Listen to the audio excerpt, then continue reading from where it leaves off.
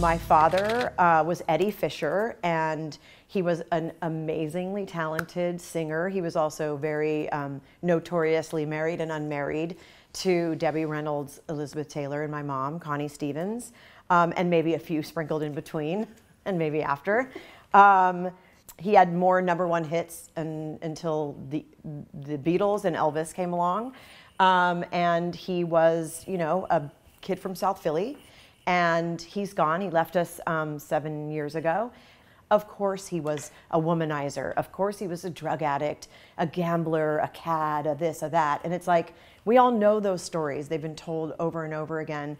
I wanted to tell that and also tell about the charismatic, charming, very funny guy who was like the first in a long line of givers. So one of the things you also talk about in your book is the issue of addiction and how that has run through your family. Was that difficult to write? What did you want people to take away from that?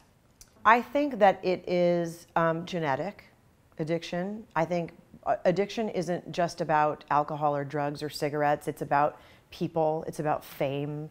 It's about spending money. It's about eating. It's about, you know, taking something that is a hole that you're trying to fill, or a voice that you're trying to quiet, or maybe just having a celebration that turns into something else. And I, you know, this is the first time that I'm just sort of like putting it out there that I struggled with it throughout my life. I also I'm alive. And so I feel like I won that battle, but I do, and I think that anybody that you ask that has addiction problems to anything would say that it's a day-to-day battle, it's ongoing.